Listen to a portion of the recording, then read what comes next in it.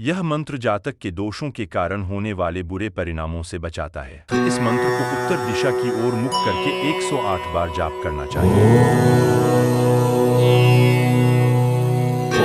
कालकालाय विद्महे कालातीताय धीमहि तन्नो कालभैरवः प्रचोदयात्।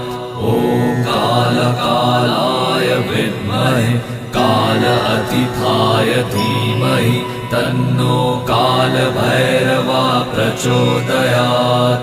ॐ कालकालाय विद्महे कालातीताय धीमहि तन्नो कालभैरवः प्रचोदयात्।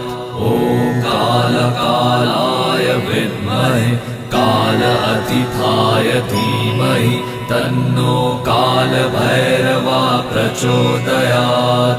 ॐ कालकालाय विद्महे कालातीताय धीमहि तन्नो कालभैरवः प्रचोदयात्। ॐ कालकालाय विद्महे कालातीताय धीमहि तन्नो कालभैरवः प्रचोदयात्। ॐ कालकालाय विद्महे कालातीताय धीमहि तन्नो कालभैरवः प्रचोदयात्। ॐ कालकालाय विद्महे कालातीताय धीमहि तन्नो कालभैरवः प्रचोदयात्। ॐ कालकालाय विद्महे कालातीताय धीमहि तन्नो कालभैरवः प्रचोदयात्। ॐ कालकालाय विद्महे कालातीताय धीमहि तन्नो कालभैरवः प्रचोदयात्। ॐ कालकालाय विद्महे कालातीताय धीमहि तन्नो कालभैरवः प्रचोदयात्। ॐ कालकालाय विद्महे कालातीताय धीमहि तन्नो कालभैरवः प्रचोदयात्। ॐ कालकालाय विद्महे कालातीताय धीमहि तन्नो कालभैरवः प्रचोदयात्। ॐ कालकालाय विद्महे कालातीताय धीमहि तन्नो कालभैरवः प्रचोदयात्। ॐ कालकालाय विद्महे कालातीताय धीमहि तन्नो कालभैरवः प्रचोदयात्। ॐ कालकालाय विद्महे कालातीताय धीमहि तन्नो कालभैरवः प्रचोदयात्। ॐ कालकालाय विद्महे कालातीताय धीमहि तन्नो कालभैरवः प्रचोदयात्। ॐ कालकालाय विद्महे कालातीताय धीमहि तन्नो कालभैरवः प्रचोदयात्। ॐ कालकालाय विद्महे कालातीताय धीमहि तन्नो कालभैरवः प्रचोदयात्। ॐ कालकालाय विद्महे कालातीताय धीमहि तन्नो कालभैरवः प्रचोदयात्। ॐ कालकालाय विद्महे कालातीताय धीमहि तन्नो कालभैरवः प्रचोदयात्। ॐ कालकालाय विद्महे कालातीताय धीमहि तन्नो कालभैरवः प्रचोदयात्। ॐ कालकालाय विद्महे कालातीताय धीमहि तन्नो कालभैरवा प्रचोदयात्। ॐ कालकालाय विद्महे कालातीताय धीमहि तन्नो कालभैरवा प्रचोदयात्। ॐ कालकालाय विद्महे कालातीताय धीमहि तन्नो कालभैरवा प्रचोदयात्। ॐ कालकालाय विद्महे कालातीताय धीमहि तन्नो कालभैरवा प्रचोदयात्। ॐ कालकालाय विद्महे कालातीताय धीमहि तन्नो कालभैरवा प्रचोदयात्। ॐ कालकालाय विद्महे कालातीताय धीमहि तन्नो कालभैरवा प्रचोदयात्। ॐ कालकालाय विद्महे कालातीताय धीमहि तन्नो कालभैरवा प्रचोदयात्। ॐ कालकालाय विद्महे कालातीताय धीमहि तन्नो कालभैरवा प्रचोदयात्। ॐ कालकालाय विद्महे कालातीताय धीमहि तन्नो कालभैरवा प्रचोदयात्।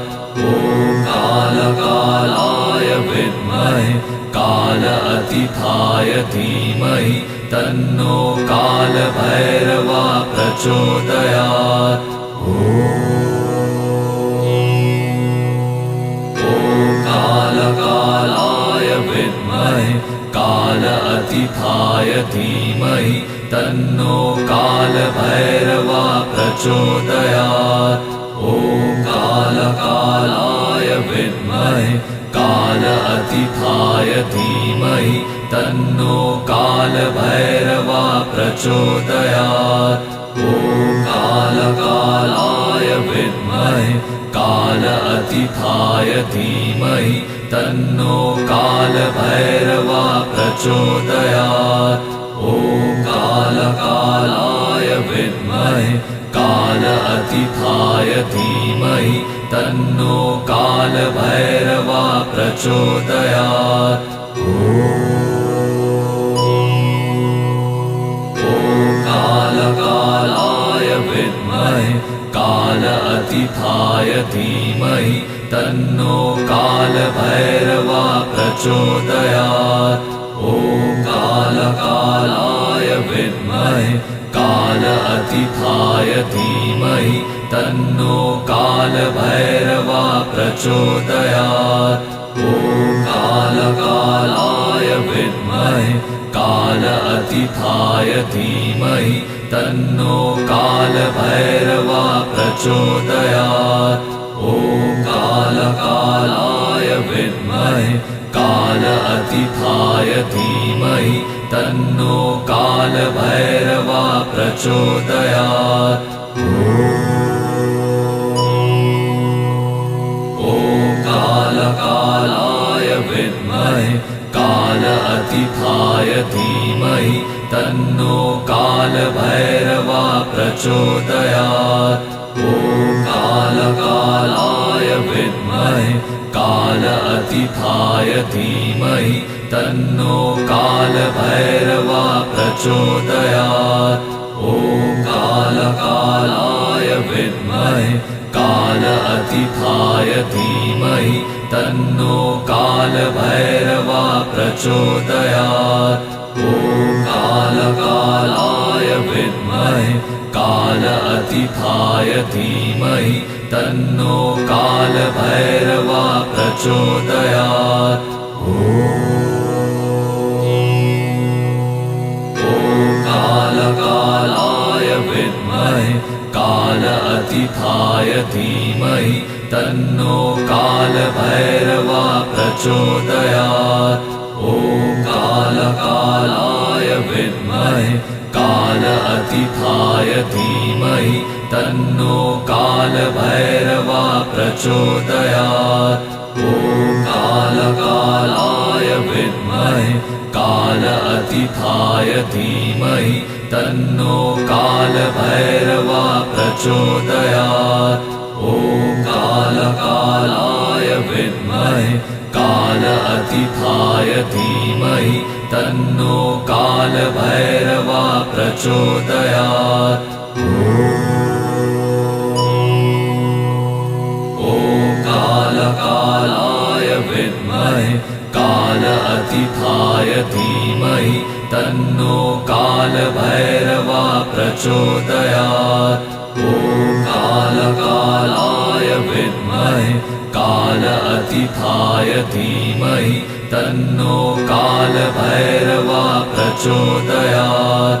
ॐ कालकालाय विद्महे कालातीताय धीमहि तन्नो कालभैरवः प्रचोदयात्। ॐ कालकालाय विद्महे कालातीताय धीमहि तन्नो कालभैरवः प्रचोदयात्। ॐ कालकालाय विद्महे कालातीताय धीमहि तन्नो कालभैरवः प्रचोदयात्। ॐ कालकालाय विद्महे कालातीताय धीमहि तन्नो कालभैरवः प्रचोदयात्। ॐ कालकालाय विद्महे कालातीताय धीमहि तन्नो कालभैरवः प्रचोदयात्। ॐ कालकालाय विद्महे कालातीताय धीमहि तन्नो कालभैरवः प्रचोदयात्। ॐ कालकालाय विद्महे कालातीताय धीमहि तन्नो कालभैरवः प्रचोदयात्। ॐ कालकालाय विद्महे कालातीताय धीमहि तन्नो कालभैरवः प्रचोदयात्। ॐ कालकालाय विद्महे कालातीताय धीमहि तन्नो कालभैरवः प्रचोदयात्। ॐ कालकालाय विद्महे कालातीताय धीमहि तन्नो कालभैरवः प्रचोदयात्। ॐ कालकालाय विद्महे कालातीताय धीमहि तन्नो कालभैरवः प्रचोदयात्। ॐ कालकालाय विद्महे कालातीताय धीमहि तन्नो कालभैरवः प्रचोदयात्। ॐ कालकालाय विद्महे कालातीताय धीमहि तन्नो कालभैरवः प्रचोदयात्। ॐ कालकालाय विद्महे कालातीताय धीमहि तन्नो कालभैरवः प्रचोदयात्। ॐ कालकालाय विद्महे कालातीताय धीमहि तन्नो कालभैरवः प्रचोदयात्। ॐ कालकालाय विद्महे कालातीताय धीमहि तन्नो कालभैरवः प्रचोदयात्। ॐ कालकालाय विद्महे कालातीताय धीमहि तन्नो कालभैरवः प्रचोदयात्। ॐ कालकालाय विद्महे कालातीताय धीमहि तन्नो कालभैरवः प्रचोदयात्। ॐ कालकालाय विद्महे कालातीताय धीमहि तन्नो कालभैरवा प्रचोदयात्। ॐ कालकालाय विद्महे कालातीताय धीमहि तन्नो कालभैरवा प्रचोदयात्। ॐ कालकालाय विद्महे कालातीताय धीमहि तन्नो कालभैरवा प्रचोदयात्। ॐ कालकालाय विद्महे कालातीताय धीमहि तन्नो कालभैरवा प्रचोदयात्। ॐ कालकालाय विद्महे कालातीताय धीमहि तन्नो कालभैरवा प्रचोदयात्। ॐ कालकालाय विद्महे कालातीताय धीमहि तन्नो कालभैरवा प्रचोदयात्।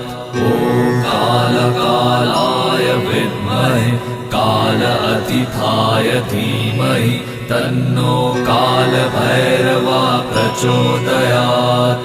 ॐ कालकालाय विद्महे कालातीताय धीमहि तन्नो कालभैरवा प्रचोदयात्। ॐ कालकालाय विद्महे कालातीताय धीमहि तन्नो कालभैरवा प्रचोदयात्। ॐ कालकालाय विद्महे कालातीताय धीमहि तन्नो कालभैरवा प्रचोदयात्। ॐ कालकालाय विद्महे कालातीताय धीमहि तन्नो कालभैरवा प्रचोदयात्। ॐ कालकालाय विद्महे कालातीताय धीमहि तन्नो कालभैरवा प्रचोदयात्। ॐ कालकालाय विद्महे कालातीताय धीमहि तन्नो कालभैरवा प्रचोदयात्। ॐ कालकालाय विद्महे कालातीताय धीमहि तन्नो कालभैरवा प्रचोदयात्। ॐ कालकालाय विद्महे कालातीताय धीमहि तन्नो कालभैरवा प्रचोदयात्। ॐ कालकालाय विद्महे कालातीताय धीमहि तन्नो कालभैरवा प्रचोदयात्। ॐ कालकालाय विद्महे कालातीताय धीमहि तन्नो कालभैरवा प्रचोदयात्। ॐ कालकालाय विद्महे कालातीताय धीमहि तन्नो कालभैरवा प्रचोदयात्। ॐ कालकालाय विद्महे कालातीताय धीमहि तन्नो कालभैरवा प्रचोदयात्। ॐ कालकालाय विद्महे कालातीताय धीमहि तन्नो कालभैरवा प्रचोदयात्। ॐ कालकालाय विद्महे कालातीताय धीमहि तन्नो कालभैरवा प्रचोदयात्। ॐ कालकालाय विद्महे कालातीताय धीमहि तन्नो कालभैरवा प्रचोदयात्। ॐ कालकालाय विद्महे कालातीताय धीमहि तन्नो कालभैरवा प्रचोदयात्। ॐ कालकालाय विद्महे कालातीताय धीमहि तन्नो कालभैरवा प्रचोदयात्। ॐ कालकालाय विद्महे कालातीताय धीमहि तन्नो कालभैरवा प्रचोदयात्।